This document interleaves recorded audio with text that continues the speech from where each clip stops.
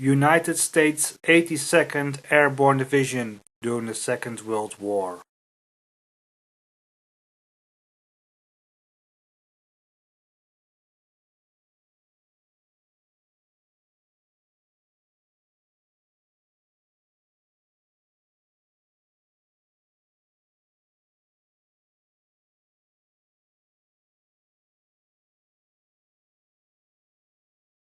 The reason to discuss this unit is partly personal.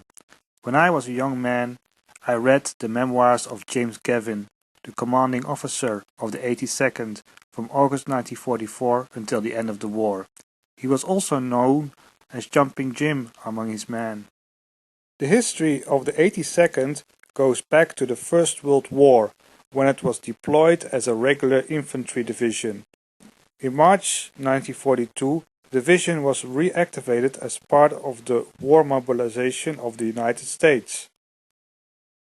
In August 1942, the division was designated as America's first Airborne Division under the command of Major General Matthew Ridgway.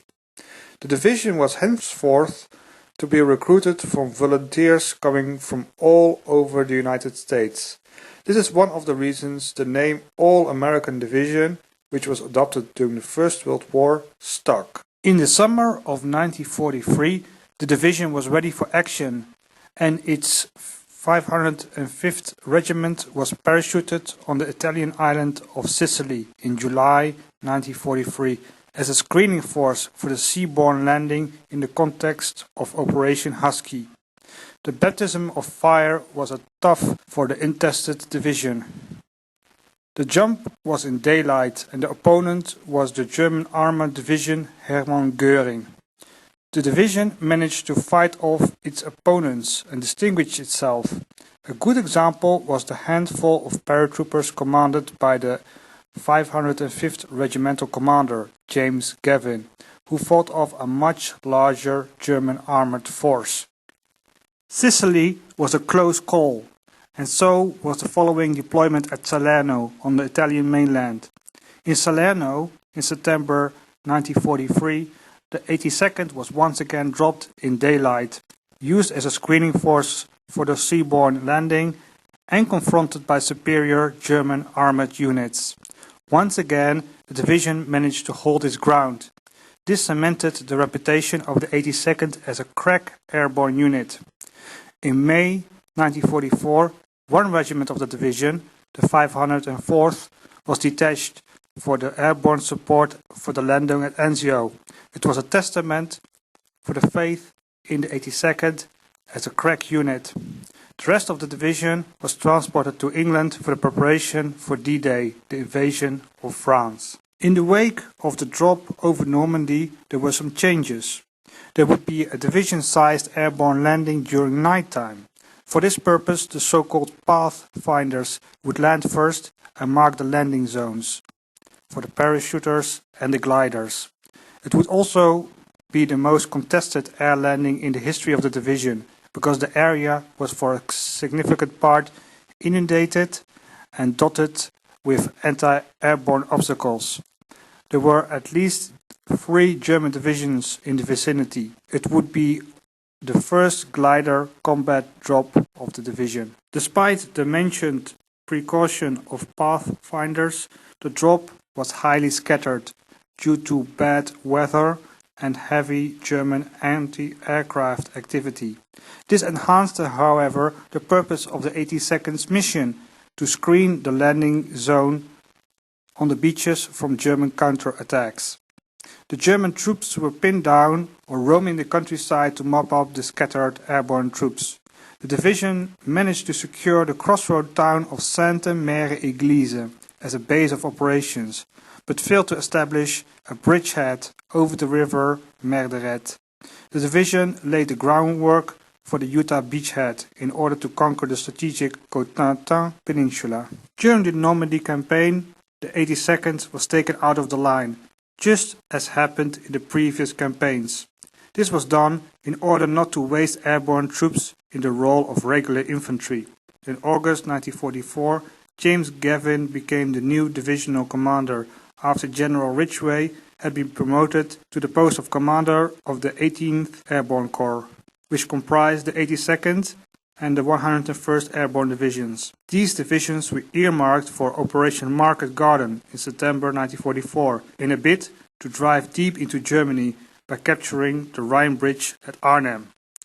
The 82nd was ordered to capture a whole host of bridges between the Meuse and the Waal rivers to support the advance on Arnhem, while at the same time securing Groesbeek Heights to prevent a German counterattack. The landing of the 82nd at Nijmegen normally does not get a lot of attention due to the heavy fighting around Arnhem and Eindhoven.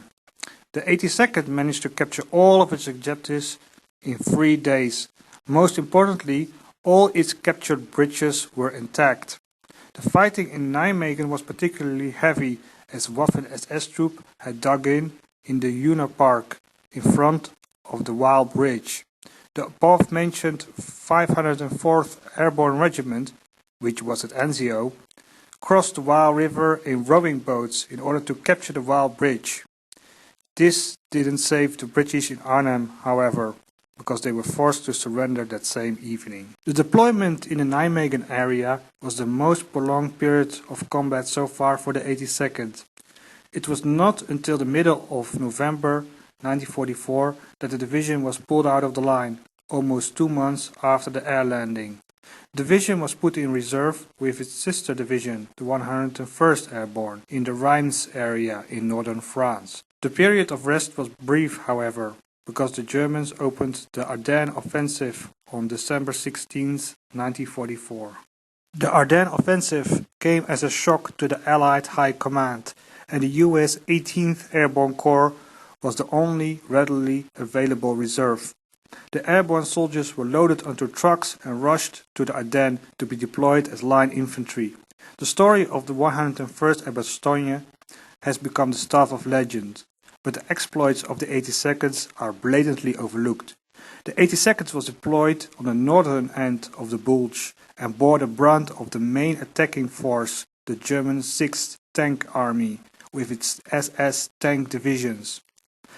The 82nd was positioned to block the advance of the famous battle group Piper and was attacked by the full weight of the 2nd SS Panzer Corps for several days, causing the division to withdraw for the first time in its history. But the 82nd managed to stop the German advance on Christmas Day, which was quite a feat for an airborne division which was confronted by crack SS tank troops. After the Ardennes offensive, the 82nd was kept in the line as infantry and participated in the attack on the Ruhr dams and the push into the Rhineland early 1945. Although the Rhine formed a formidable obstacle and Montgomery executed an airborne operation to assist his crossing, the Americans did not deploy the 82nd or its sister division in an airborne operation. The 82nd would cross the Rhine and advance into Germany until the surrender of the German forces in May 1945. Was the 82nd Airborne Division an elite division during the Second World War? I would say yes.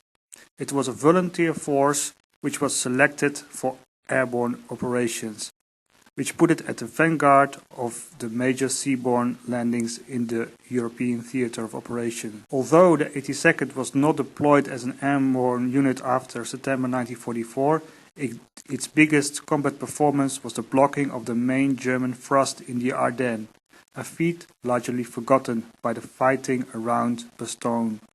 It proved that the 82nd was not only capable of airborne operations, but also outperformed regular units in combat as line infantry.